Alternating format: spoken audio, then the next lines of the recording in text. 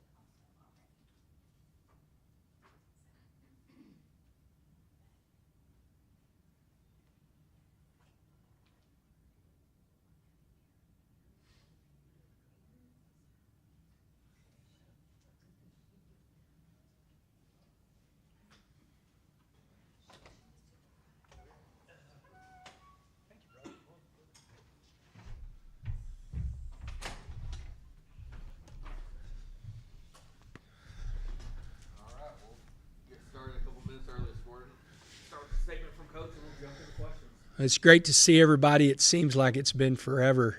These last 2 weeks have been long 2 weeks between the bye and then getting ready for this game, but excited. Really excited. It was really cool yesterday. We're starting to phase into the Womble Football Center.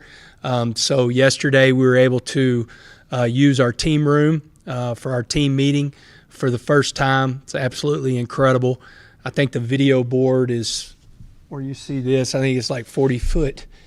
A 40-foot video board. We'll be able to use, getting trained this week, we'll be able to use our walkthrough room, our unit meeting room. And so the Sky Bridge is open. Our guys can cross over. Yesterday we had a developmental lift with our young guys. They were able to lift in the new weight room. And then last week we were able to use the new training room. So we're slowly but surely getting moved in, and it's next level. It's absolutely incredible, state of the art, and as nice as anywhere in the country, if not the nicest football facility in the country. And so excited about that. We needed the bye week. If we would have put out the injury report after the Colorado game, the questionables would have been quite extensive compared to what they are. The guys were felt really good yesterday. They needed some rest. It was a little bit different than our first bye week. We really didn't need that first bye week. This one we really did. And so had practice yesterday, off today, and we'll be back in full pads tomorrow to get ready for Oklahoma State. It's going to be a good game. It's their senior night. I know they've got a lot of older players, especially on the offensive side of the ball, that have a lot of pride, and so I know they're going to be ready to go. And man, we're excited to go to Stillwater and play a great game and get back on the football field. It's good to be back yesterday at practice. It's going to be great to be on the football field tomorrow. So with that, any questions? Justin on the front row. Coach, obviously you mentioned the bye week and you guys needed it. I was curious with the extra time if there was more, emphasis put on the younger guys, and if there's any of those guys that, could impact the game these next couple weeks. We had all last week, and then even yesterday, we call them our Devo scrimmages, and so our developmental scrimmages. I think and some of the young guys that are playing a lot, like Jacoby and Cam Dickey, we keep those guys out of that because they're getting that. He's a redshirt freshman. I expect to see Kelby Vaslin in the game on Saturday. We'll have some stuff for him. He's had some really, really good scrimmages, so maybe some different packages. I could see him. We're hoping that Micah is able to go. We'll see as the week goes, because I'd like to see him as a punt returner. That would be the plan if he can go. If not, it's going to be against West Virginia because we feel like we should be able to get him back by then. And then some of the, Nick Fattig being fully healthy, he's had good scrimmages. Jacob Ponton, we've gotten past to where we're not going to burn his red shirt. He came into the game at the end of the game against Colorado. Thought he did a good job for being, sitting for 3 and almost 4 quarters and jumping in there. And so I think you'll see some more of the young guys like that in some roles, that we know that we're not going to be able to burn the red shirt. Peyton Morgan will probably take more of like Oliver Miles has been playing some special teams, so he's played 4 games. We're not going to burn his red shirt, so we're going to pull him back until the bowl game, and so Peyton Morgan will go in that spot. So stuff like that. I guess at this point, how important are these 2 weeks to build some momentum into the offseason? Because I know that you guys have you've not reached where you would like to be, but you obviously still have key games to play these next couple weeks. Yeah, it's huge. Number one, whenever you got this in a bowl, it's so big for your development of your young guys, and how much you get. Like you're turning around and you're getting, anywhere between 10 and 15 practices for those guys. So you're really getting an extra spring football for your young guys. So it's really big in the development of our freshmen and our redshirt freshmen. And then the next 2 weeks, some of the guys that, again, once you get past the chance of not burning their red shirt, of getting those guys into, real game situations. So I think it's huge, and I do think it's huge to really build some momentum. We talked about going 1-0 like we have every single week this week to get to 7 wins, and then you regroup again and get ready for that last game, and then you turn around and the more games you win, the better bowl you get in. It makes a big difference because you're going to be playing really good competition, and, that's what we need. And then there is a lot of frustration. I mean, I'm big fans of some guys in this conference, and, it's going to be really interesting with BYU getting beat. I mean, they still control their destiny because of Arizona State and BYU play this week, but Arizona State controls their destiny. So, you're sitting there, the frustration – of course, and I know everybody feels it, that you're probably going to get like a Colorado versus Arizona State or a Colorado versus BYU, probably in the Big 12 championship. Now, in saying that, every single week, I'm sure nobody thought that Kansas was going to go into Provo, Utah, and win that game, but they did. And that's kind of how the Big 12 is, and that's why I think it is an exciting conference. We never really did get an answer on what you guys kind of self-scout from that first bye week and then kind of going into this stretch. So what did kind of come of that, and how did that kind of help, maybe not help? What kind of focus on that 4-game stretch leading into this one then? Yeah, I think a lot of it, especially on the defensive side of the ball, whenever you look at Colorado, Iowa State, and TCU, we've moved a lot more. We've gotten a lot more pressure in those games. One guy that has done that, is Jacob Rodriguez in those stretches. And so a lot of that coming out of, we didn't do it as much. Our Baylor game plan, which, obviously we didn't do a good job in a lot of areas, was more of the Arizona type stuff. And then whenever you go these last 3 games, there's been a lot more movement on defense. That was a lot more of the self-scout of coming out of that, and makes a big difference. And then, offensively, it's really not self-scout. It's like with us, really the last 2 weeks where we've got to become better is like our first quarter, I think we scored 106 points. Our second quarter, we scored 102 points, and then there's a dramatic difference in our second half as far as the points. I think it's like 66 and like 70-something. So our right now is being more consistent on offense, whether that's, attacking more vertical, taking more shots downfield, which we tried to do a little bit against Colorado, and then going back also, if you look at offensively being more consistent after our first 2 drives. The first 2 drives against Iowa State should have been 14-3, but it was 10-3. Same way with Colorado, it's 13-0, and so us after that third and fourth series being more aggressive and getting more points out of that. Just kind of give you an idea, and I know they've struggled a little bit, but this is who I compare us to from the standpoint of this is who I'm looking at this week. We scored 106 points in the first quarter. Oklahoma State scored 33. So, that tells you, what we're doing in the first quarter, but then you turn around in the second half of what we're not doing.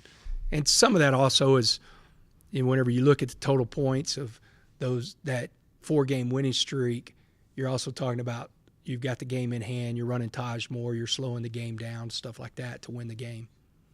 And I know everybody's kind of looking for this big shift, this big boom from one year to the next, but is there something to kind of be said about getting that incremental growth? Because if you guys were to win these next 2 games, an 8-win regular season hasn't been done in a while, there's something to be said about those kind of improvements that can lead to more sustainability down the road. Yeah, I want it right now. I'm like everybody else. There's again, y'all have heard me say this a million times, and I'm as frustrated. If I'm not the most frustrated person in the country when it comes to Texas Tech football, I live it every day. It's not like this is my life. So I get the frustration. I appreciate it. I really appreciate it because we're lucky at a place that we have such a passionate fan base.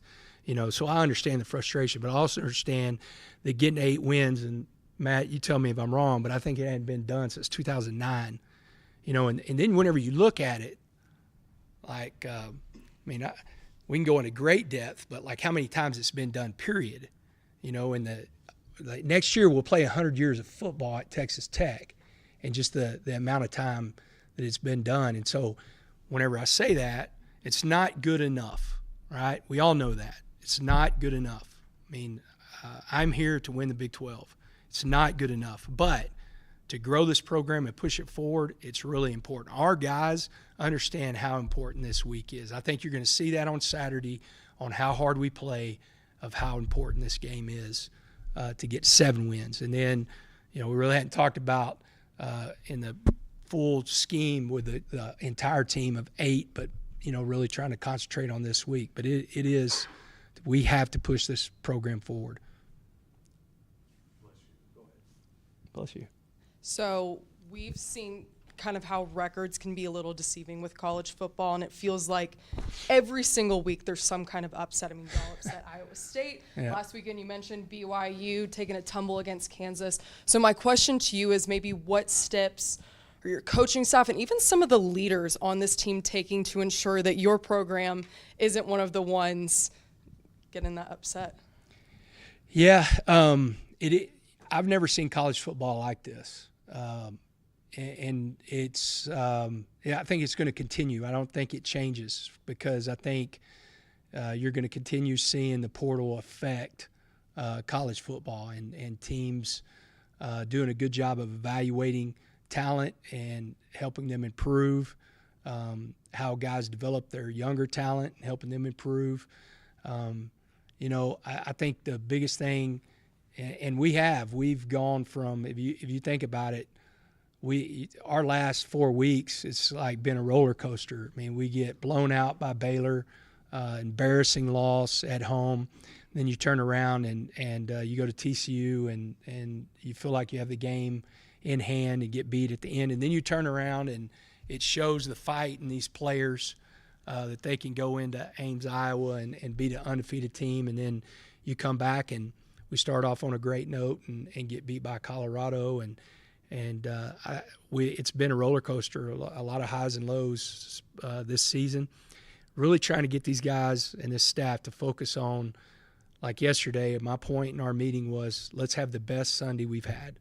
And then today is a big recovery day, and we have some really new machines that we've got sensory beds. It's like a dry float. We got water massage beds. Like we got a new cryo chamber that can fit 4 people in the cryo chamber. Like all that stuff. So the guys getting their bodies right for tomorrow. But really, tomorrow's message is going to be, let's have the best Tuesday. These next, couple of hours, let's have our feet where they're supposed to be, and have the best Tuesday. And if you do that, you give yourself a chance to play well on Saturday. But you're right. I mean, I'm sitting there watching games. That's all I did on.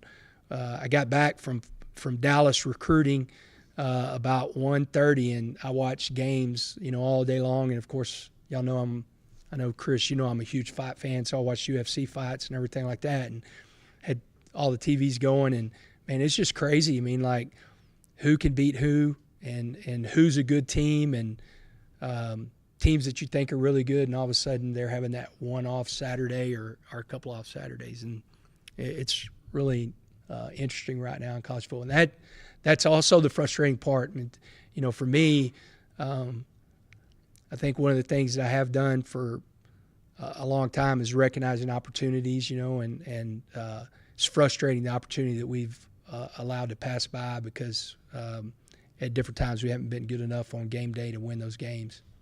Yeah, and then during the Colorado game, I'm sure it's everywhere. There was that little altercation between the ball boy and some of the players on Colorado's team.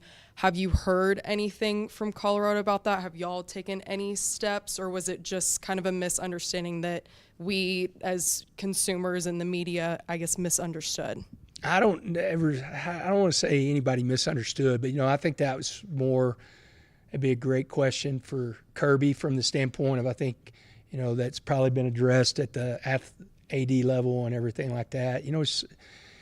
It's tough. I mean, I've seen some videos and different reactions with Dion, and the different stuff that he's talked about. I mean, it's such as all sports are, basketball, we've seen it in basketball. We're seeing it seems like every week in football right now. I mean, it's such an emotional game, and emotions are running high, and there's so much at stake. Some of that stuff happens, and so, you shouldn't. There's no cause for it, but I know they've addressed it at that level. You mentioned about the offense, the inconsistency in the first half and the second half. I'm curious also about when you have a lead and you're running Taj a lot, how much influence do you have on the fly in the game in terms of communicating with Kitley on what the game plan is? Yeah, a lot. I'm so frustrated myself from the standpoint of TCU. I slowed him down. I wished I wouldn't have. We had that 13-point lead, and I think we're driving, and one big play, and it's nobody's fault. I don't think we've got the 13-point lead yet. I think we might have been up by 7, but we're fixing to throw. And I'd already kind of slowed him down at this point, but we're fixing to throw a now screen that's going to pick up 5 yards. They're playing off. It goes from 2nd 5. Instead, ball slips out of Will's hands. It goes to 2nd 17. That was a huge play in the game. But as far as I wished, whenever you go back and look, and of course hindsight's 20/20, really attacking them more whenever we're talking about that. The kick and the field goal, I've looked back on that, and if you go back and I don't know if it was the first down or second down, but we would go RPO. We got Micah uncovered, fixed to be a touchdown. Don't throw it, freshman quarterback. So it's a little bit of I don't mind kicking that field goal right there. But as far as the TCU game and slowing that down, that was 100% me more than Kitley. The defense, it seems like, example against Colorado, played really well, and then it seems like the levee breaks at times this year, and Yeah. there's 4 or 5 scores in a row. Have you all been able to pinpoint why that happens?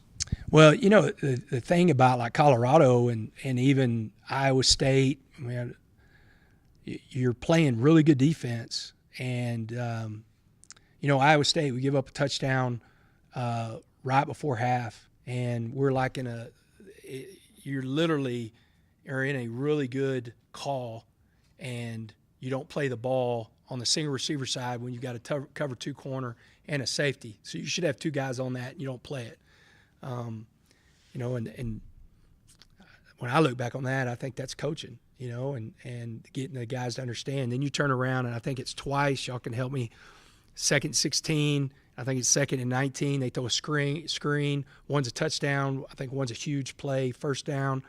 We lose our leverage. I think if everybody had $1 for how many times I said we've lost our leverage this year, y'all would have a lot of money, because that's the part. Like, the thing with defense, it's all fits. It's like a puzzle.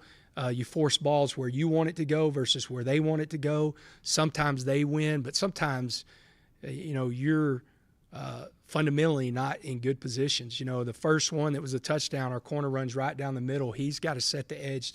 Our free safety, if you look at that play, Chappie is expecting that ball to come back inside, so he's at a full sprint and going to make the tackle. And instead, we run right down the middle. The ball is able to get outside. Now Chappie's got to change his angle. Well, he's changing his angle on Travis Hunter.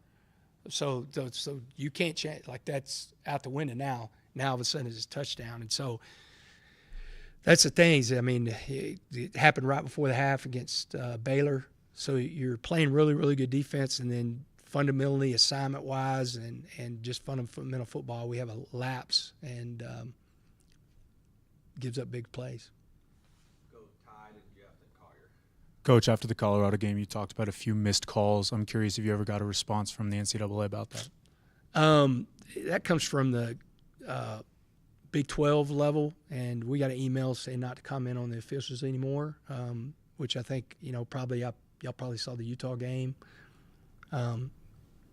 It's crazy. I think, honestly, at the end of the year, and this is at the NCAA level, the Power 4 level, the world that we live in now with technology, we've got to figure out a way to move from old school thinking and get calls right. I'm sure everybody saw the Pitt Clemson game, and you know what? At the end of the day, they got the call right.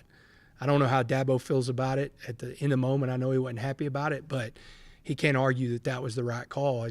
And how did that happen? Well, it probably happened at the replay booth upstairs, and whatever ours is called the Rock, whatever that is, said, hey, look, that's a penalty. I mean, in 2024 and then going into 2025, the technology that we have, we got to start discussing on, you have people that are in the building and you have people that are at the remote center that can help each other out. Because at the end of the day, the call's got to be right, and especially in critical situations. So we just, as far as like that game and everything else, we've been asked not to comment on them. And then you talked a little bit about the new facilities. I know last year on Senior Day, when you were talking about Tony Bradford, you joked that he should get a weight room named after him. Yeah. Curious, did that come to fruition or anything like that? No, not in the weight room, but there is a lot of different names going up on the building. The other thing that's really cool is just the branding. I sent a picture. It's all kind of black and white, and you see us coming out of the smoke, and there's like Davion Carter's running out and different guys, especially those older guys, the seniors, and their eligibility is going to be up, after the bowl game. I mean, it's really cool to see those going in. It's going to be I can't wait for everybody, for y'all to be able to walk through that building and report on that building, because it is extremely impressive. I've been to a lot of places, and there's a lot of things in that building I haven't seen anything like. And then the other thing that's really cool is because the way it's built and just that sky bridge is as big as this room as far as width-wise if you start right there. So you're walking down that sky bridge like that. I mean, it's just the grandeur and just how it looks. It's pretty incredible. Coach, when you look at Oklahoma State's record, is it misleading to see that it's 3-7? Yeah, it is from the standpoint they lose the quarterback that they were playing against BYU. I think if he doesn't get hurt, they beat BYU that week. They played, I think, in the fourth quarter. They're going to the fourth quarter. It's a one-score game against Baylor. Because if you look at it, you've got the returning Doak Walker winner and Ollie Gordon. He's still a really, really good football player. I think he had 125 yards last week. And then Presley, their receiver, I think he is now the all-time leading receiver at Oklahoma State.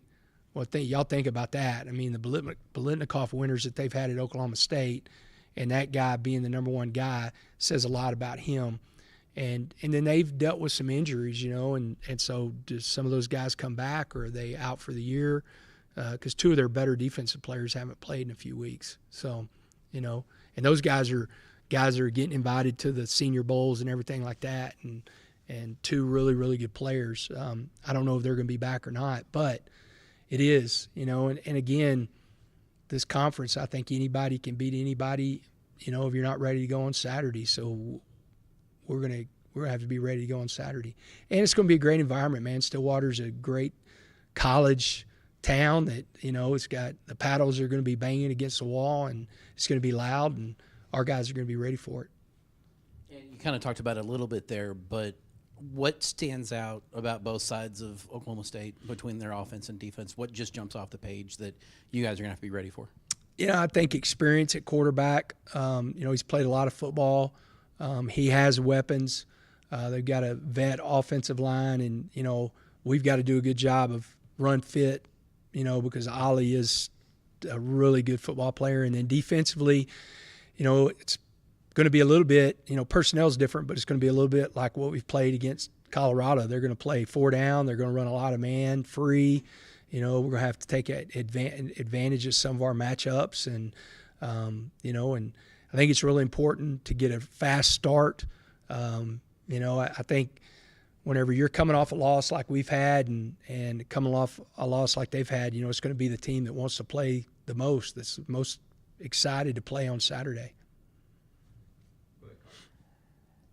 Have you ever been in a situation, I mean, this is probably going to be the norm in the future of college football, but season opener against a former quarterback, a guy that's from West Texas. I mean, now you've got another former.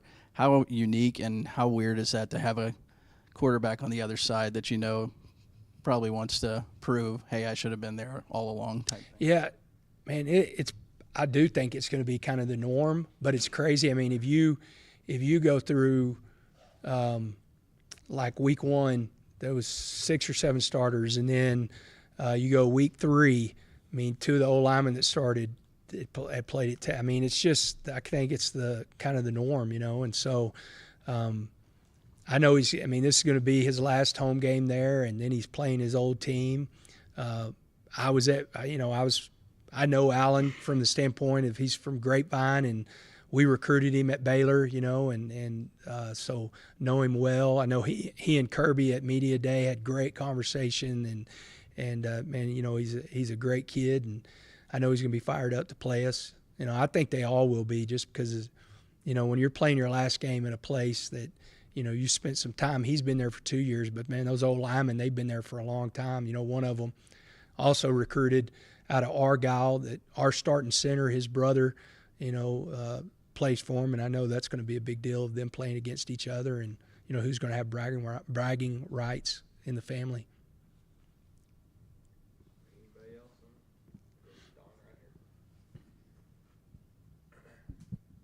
Joe, you mentioned Kelby Velson having opportunity to gain some more playing time. What's he done lately behind the scenes?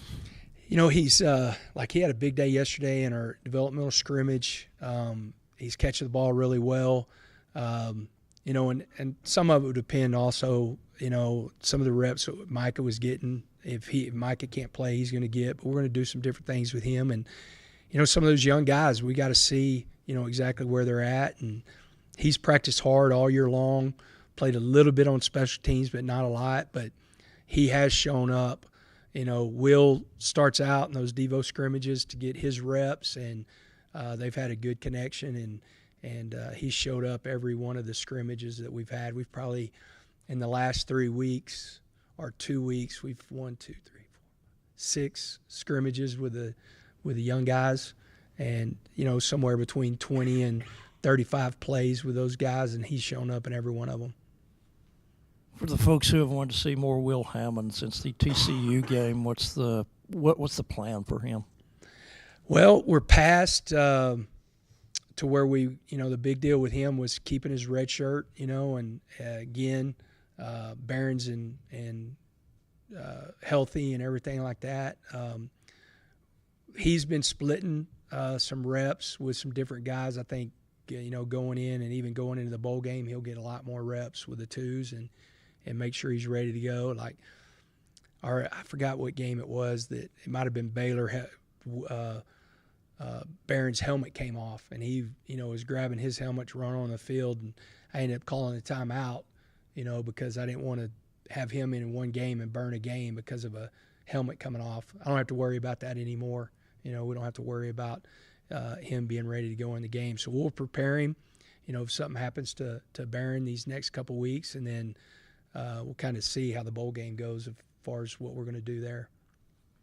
And you mentioned earlier you're talking about a lot of names going up in the new building and buildings. How well do you know Rudy Rinda and Tim Wynn? Very well. I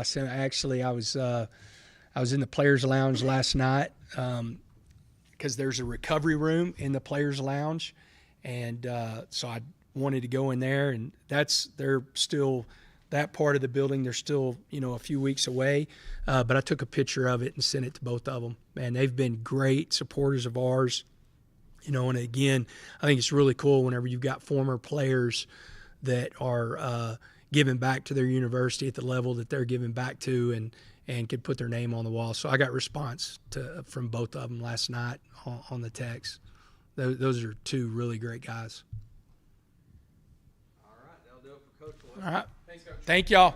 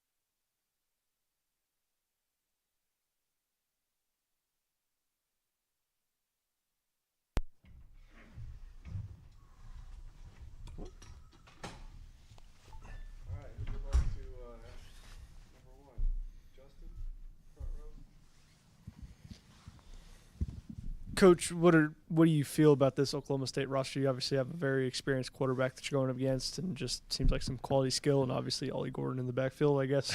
What's the challenges that and again, with another talented roster that you're going against? You know, I think there's obviously a reason they were picked to be one of the top teams in the conference, you know, and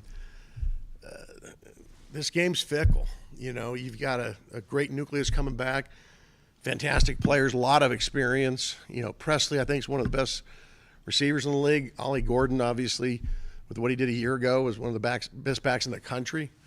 You know, Alan Bowman, you know, 7 years experience. But, you know, they started the season off great, and, you know, they had chances against BYU. They're up. You know, the ball bounces funny ways. You know, it's a great thing about our game, the shape of the ball. You never know where it's going to go. But we look at what we see on tape, and we see a group that's very explosive, that you know, presents a lot of challenge schematically. They're very well coached, and so, you know, we just go off of what's on tape. You don't look at records. You look at the players, and you look at the schemes, and you look at the technique, and we've got to play our best to you know, have a chance on Saturday. Over the bye week, I guess, what was the emphasis for your group defensively to try and hone in after, you know, a tough showing against Colorado? You know, we're still young, so there's a lot of things we've got to work on. It's fundamental football. It's tackling. It's block destruction. It's leveraging the football. You know, I think against Colorado we did a good job. You know, we emphasized it during the week of keeping the ball in front of us, you know, not letting the ball get thrown over the top, which they had done to, you know, a lot of different teams. But I think in emphasizing that, they took advantage a little bit in the screen game where we weren't as quick reacting. And so, you know, just getting our guys to understand situational football, you know, when it is second down and 10 or more, and we're saying, hey, alert screen here, tightening things up, and getting our guys just to understand that, and us do a better job of, you know, conveying that to our players.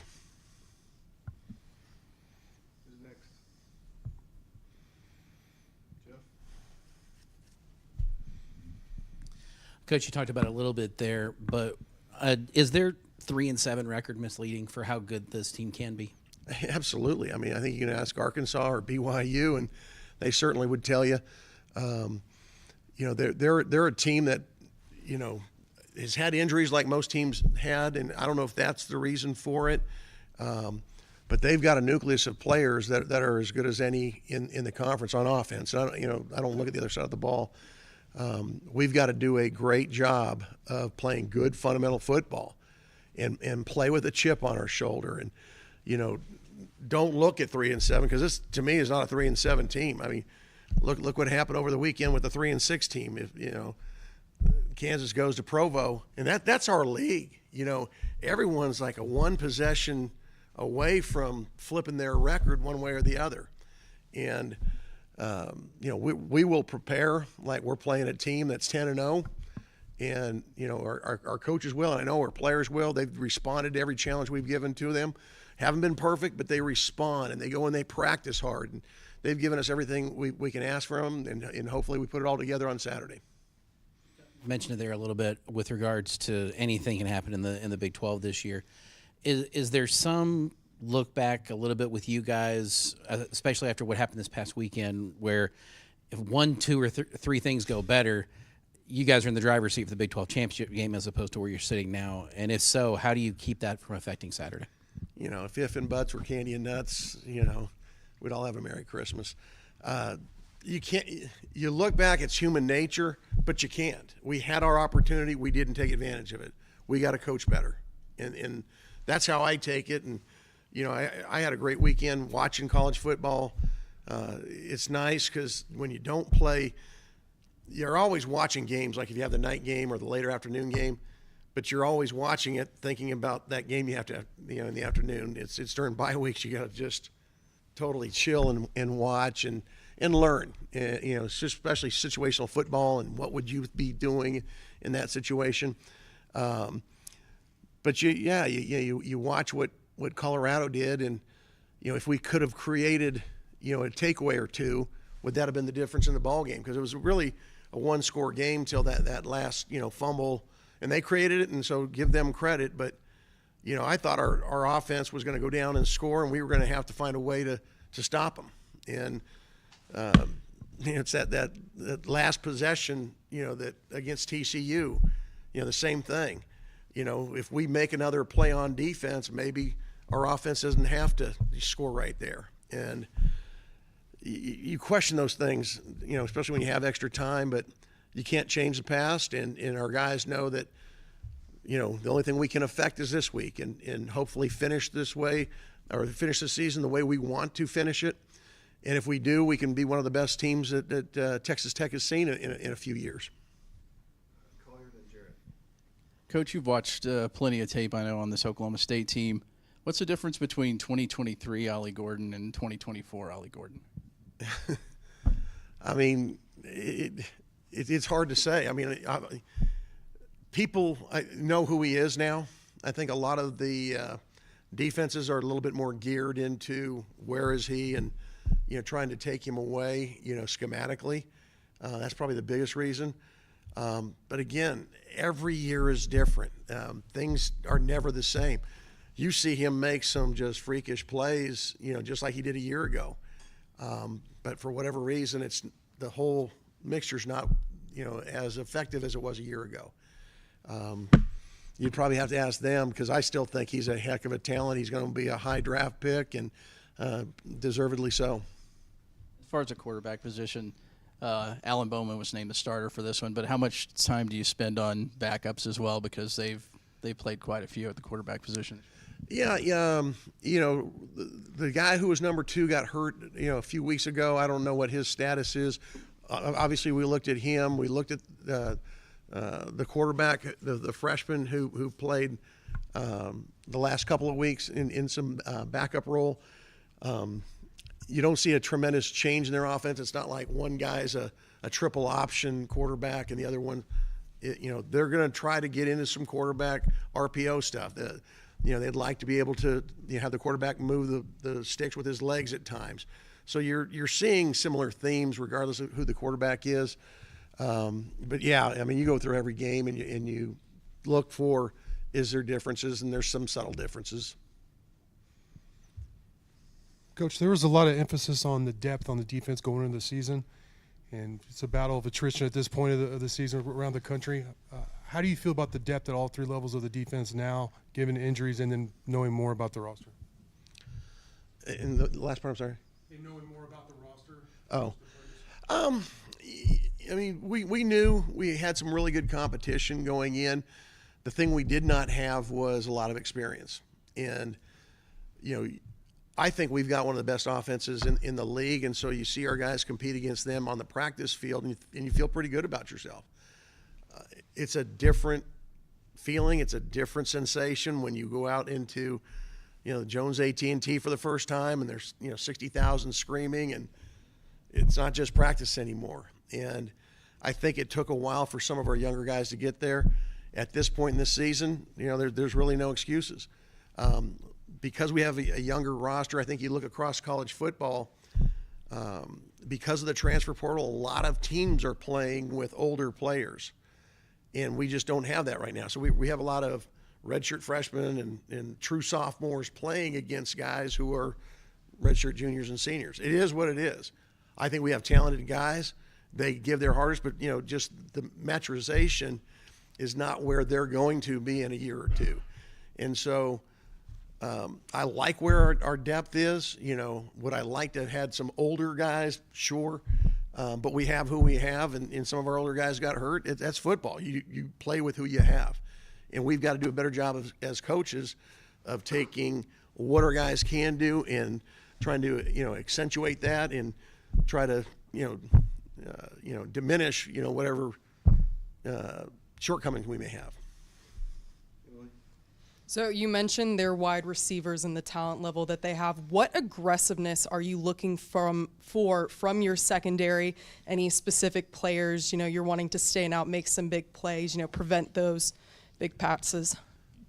Well, I think our first unit should be healthier this week. The last couple of weeks we've been banged up pretty good. So, the bye week for the back end in particular couldn't have come at a better time.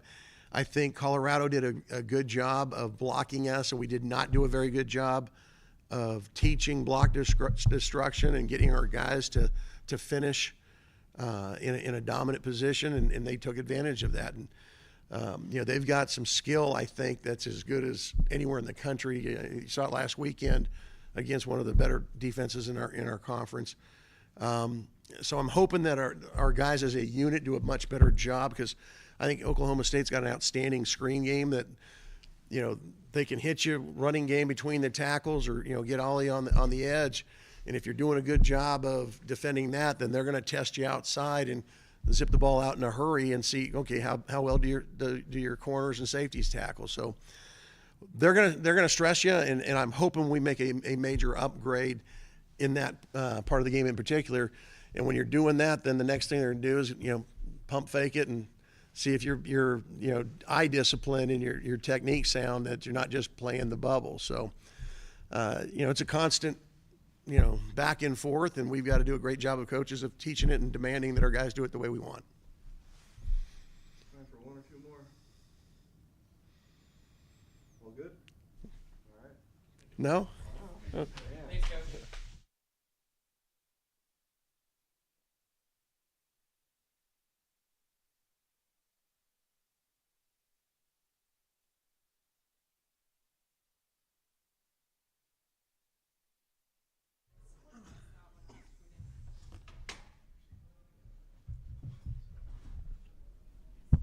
All right, if everyone's set, we'll start with Justin on the front row. Coach, could you give us the rundown of this Oklahoma State defense and just what they seem to do? Is a lot of 4 down, in my opinion, and it's kind of similar to what we saw a couple weeks ago against Colorado, but just in your eyes. Yeah, mainly a 4 down front, like you said. Coverages will be mixed up, quite a bit of man, but they do a good job mixing it up. So, some similarities of Colorado, probably a little bit more complex coverage-wise than them, but similar scheme. And just looking at success rates and numbers in the ad side, to me it seems like you guys have really been able to run the counter and run outside zone a little bit more, a lot better this season. And Oklahoma State has not fit counter very well, in my opinion, this year. I guess, how do you feel that the run game could impact this week and just try and find success on the ground? Yeah, I think, first and foremost, we got to hit our targets. We struggled with that against Colorado, hitting our targets in the run game, and I think it starts there. I think if we can hit our targets and get it hatted up the right way, Taj Brooks can have a big game. But, again, they fly around, they do a good job. I know statistically they don't look great on paper, but I think a lot of that, it's not due to the lack of being where they're supposed to be. They've just missed some tackles this year. So we're going to have to do a good job, like everybody else has, of making them miss in space a little bit and breaking some tackles. And again, I think any of the run game, just in general, man, I thought we've had a good year, done a pretty good job all year on it, but we got to hat it up the right way. If we hat some stuff up, we'll have some holes for 28, and he can go run and get it done.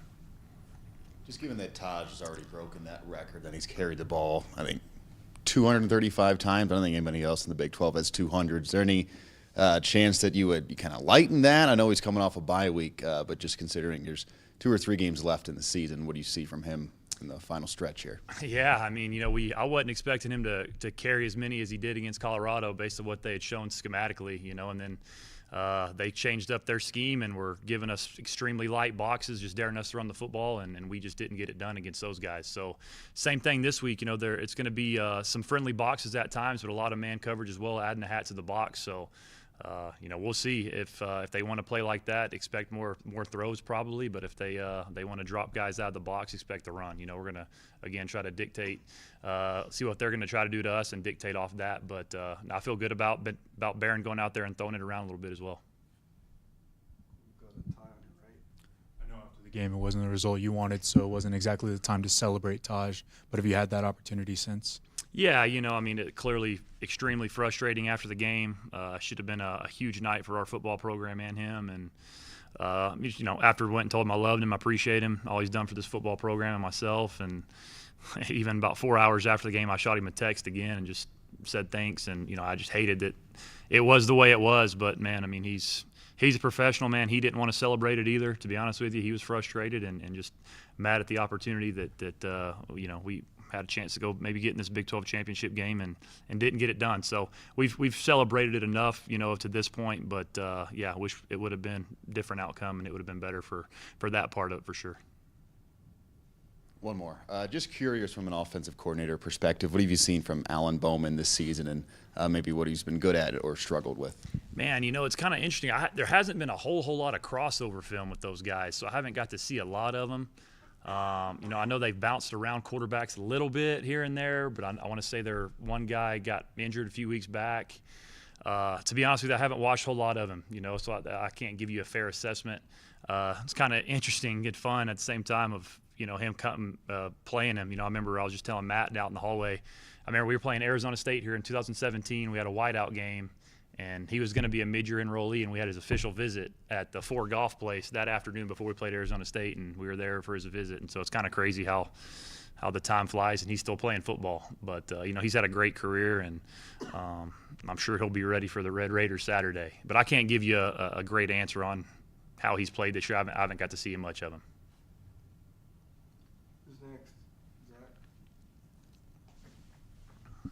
Coach McGuire touched on it earlier. Just what have you seen offensively, the difference between first half and how strong you guys have been able to start and score quite often, and then especially there in the third quarter, just seemed like nothing really happening, and then trying to dig yourself out of that hole coming into the fourth? Yeah, negative plays have hurt us, especially this last game. When you go back and look, just the run game was really struggling, and when they're playing that Tampa 2 look, they're begging us to run the football. We got to be better, at blocking the box, and part of that. And then, we took some sacks in that game that hurt you. When you get in second long, it's going to be tough. And then a lot of it, too, just comes back to me being more aggressive. I got to be more aggressive. I feel like there's been some times this year we've got a little lead, and I've, took the foot off the gas pedal a little bit, and I've got to be more aggressive, and I think that'll help as well.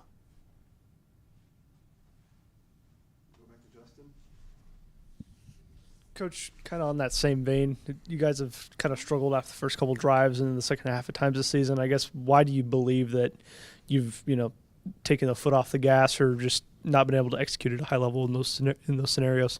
Yeah, I don't, it's week to week. It just changes, you know what I mean? Again, you can go back and we watched every game. I could tell you where I feel like some stuff happened.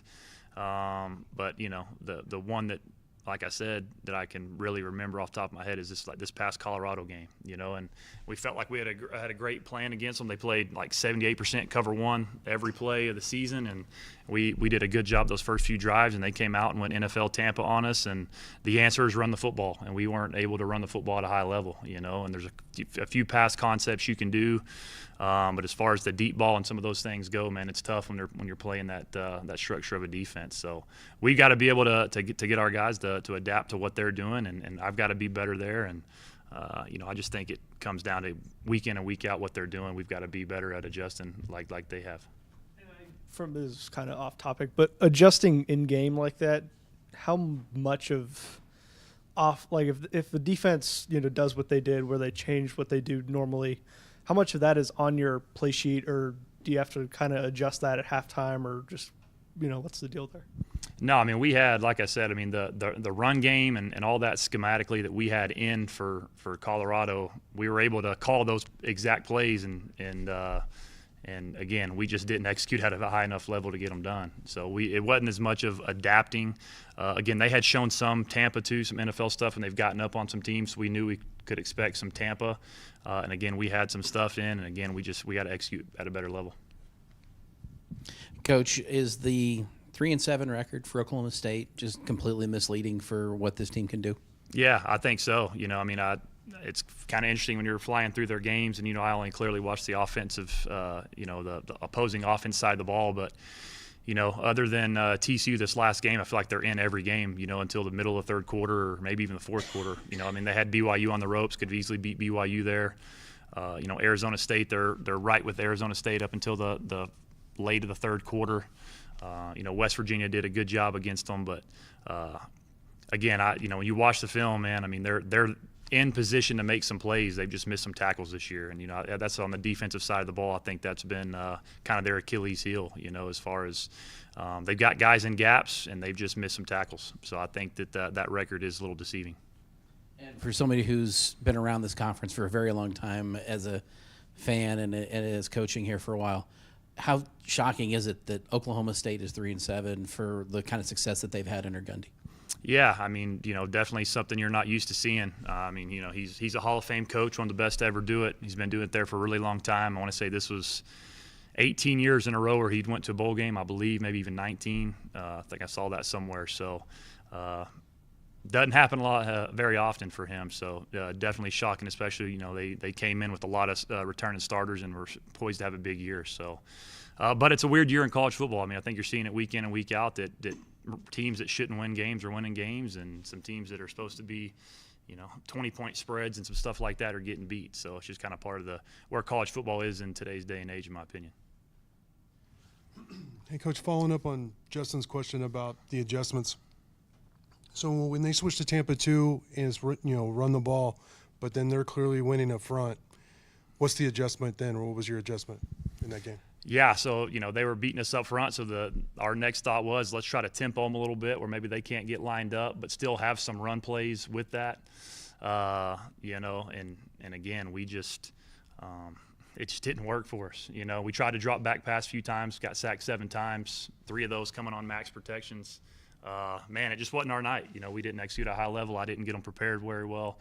I thought we had a really good week of practice, and that's probably where the most disappointment comes from for me, is I thought it was one of our best Tuesday, Wednesday, Thursday, great walkthrough. Friday, we were flying around in Fast Friday, one of our best weeks, man. We felt really, really good going into the game, and again, we just it didn't show up when it mattered the most, And again, you get down there on the 1-yard line and we can't punch it in. It's not good enough. We got to be able to find a way to get in the end zone there. And who knows? When some of those things happen, you're right back in the game, and the game could change. But we got to eliminate the negative plays, and we've got to be able to, again, if people want to play that way and give us the extremely light boxes, we've got to be able to get 28 really going, and he should be looking at 200+ rushing yards against that style of defense, and we've just got to be better there.